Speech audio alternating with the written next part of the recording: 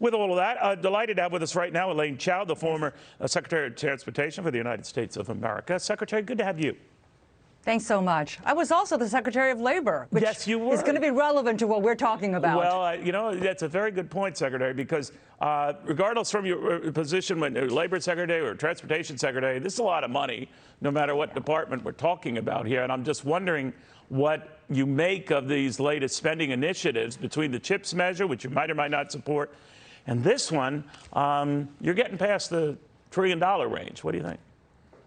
Well, you know, the Democrats' own experts. You have Jason Furman and others who said that all the spending was going to increase inflation. Larry Summers, former Treasury Secretary and the former director of the Domestic Policy Council, National Economic Council, he also warned against all this government spending, which is going to be such a stimulus to increasing the conditions that we have now.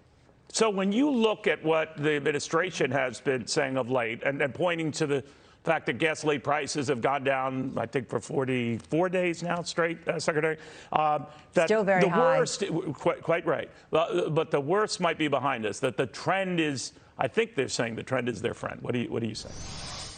Well, I look at the gas station outside of my house, and the current gas price is still about $5.99. I think that's devastating to ordinary folks who have to drive, who have to get to work. And, you know, that's devastating for their lifestyle. And also, my dad and I go to Burger King. It used to be that a double Whopper was 2 for $10. Now 1 is $11. So consumers, Americans, are seeing these incredible prices increase all across the sectors in their daily or weekly shopping, and at the grocery store or at, you know, stores all around. I mean, it's devastating. Inflation is really taking a bite out of the quality of life of workers, and that's what we should all be concerned about. All right, I don't want to give away where you live, Secretary, but where are you that gas is costing almost $6 a gallon? It's on Capitol Hill. Okay, well, I just came from there. I'm in Washington now. I live in Louisville, Kentucky. Okay. But I came to, I work in Washington. So. Okay, because that's way above the national average. But you're quite right. Different cities and different folks. But, you know, this inflation thing, Secretary, comes back to how much Americans are willing to spend. Now, some of that they have no control over, but they can decide whether that annoying trip, and this harkens back to your transportation days, is worth it. And the hassles with delays and flight cancellations, it's out of control. Yet we're told by some of the major airlines that demand is still robust. American Express saying it's still robust, even with these hassles. What do you make of that? Well, you know, every summer we see this occur, and that is summer storms present quite a challenge to smooth airline travel. And we see all these delays and congestions all the time, every summer. But the difference this year is that we are coming out of the pandemic, and there is such pent-up consumer passenger demand for travel. People are sick of staying home, they have cabin fever, and they want to get out and travel and resume their lives. So on top of that, what we are seeing is a tremendous shortage of workers. All the workers across all sectors of our economy. But since you brought up transportation, let's talk about the transportation sector.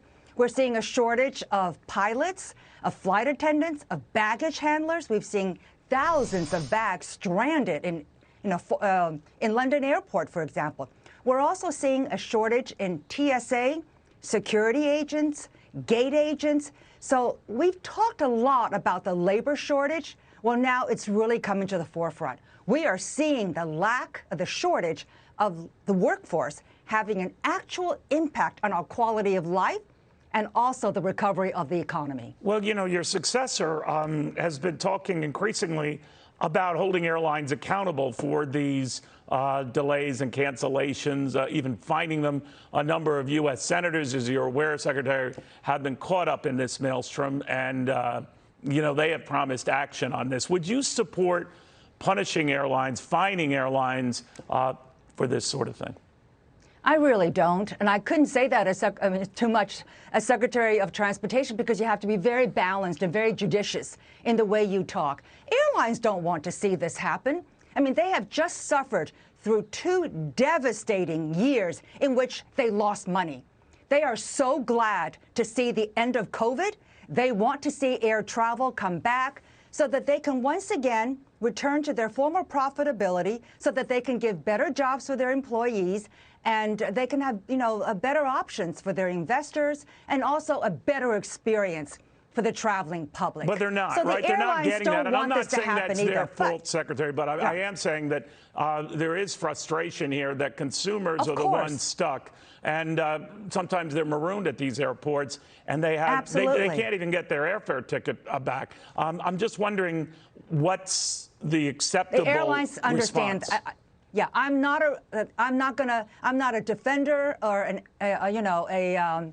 apologist for the airline industry, but it's a tough industry, and they actually make very little money as an industry, and they understand the difficulties and the challenges. Yeah, but we've given them over $60 billion, right, Secretary? Not you specifically, but no, through the course money of this. went to the workers. The money they were just a pass through. The money went through them to the workers to keep jobs. That's a lot of money. Where the heck did it go? It's a lot of money.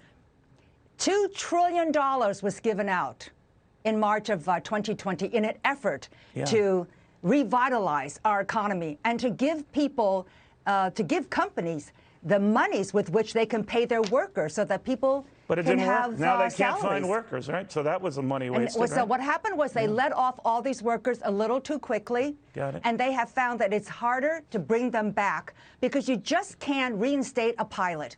You have to, these pilots have to go through training. Absolutely. They have to go through. By the way, are you for, speaking of pilots, Secretary, are you for raising their retirement age to 67 from 65, or would you be for that? Well, Senator Lindsey Graham has a proposal to increase the retirement age of pilots from 65 to 67. Right. We're living longer these days. We're healthier than ever before.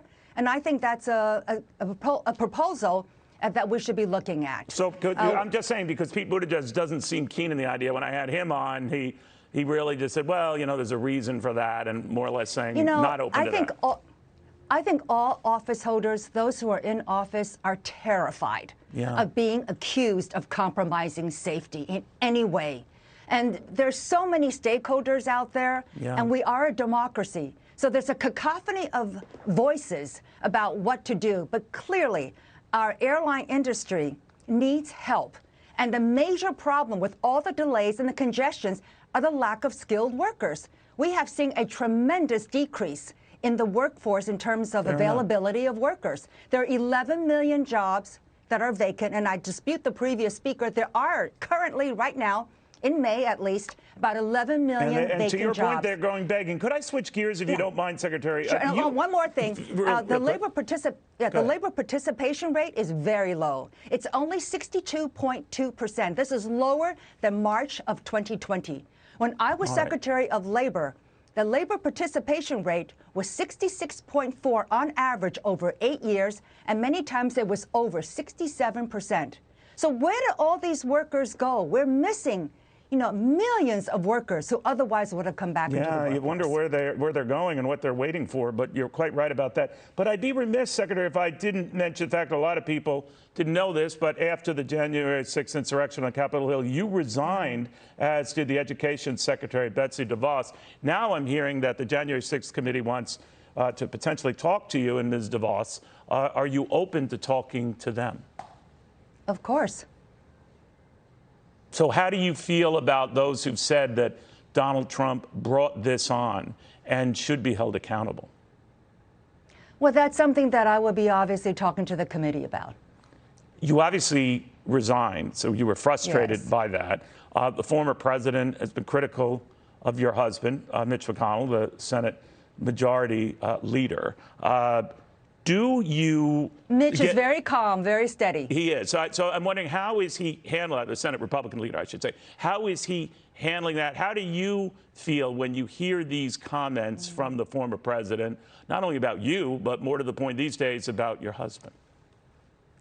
Well, as I've said many times before, we have our jobs. Mitch is very calm and very steady. I think he's a great leader for our country, and he has a task and a mission to accomplish, and that's what he's focused on, working for the American people. He has also said, though, and I don't know how you feel about this, Secretary, that if Donald Trump turns out to be the Republican nominee for president 2024, he would support him. Would you? Well, that's kind of his, his job. Right. Mitch is the Senate leader, and as such, he has to support his party's nominee. But I think you should ask these questions of him. I look forward to working on the issues that I'm concerned about.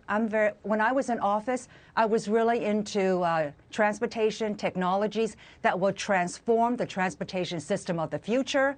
And so I'm really interested and working on AV, autonomous vehicles, EV charging stations, hybrid powertrains, and the Internet of Things. And how do all of that improve the quality of life for our residents and citizens, and also create the new transportation system of tomorrow? So just to back on the January 6th thing, if you don't mind my saying, yes. Secretary, it sounds like you're open to talking to the January 6th committee. We're told separately the committee is ready or poised, when all this is done, to recommend criminal charges against the president, the former president. That's obviously up to the Justice Department, Attorney General to pursue.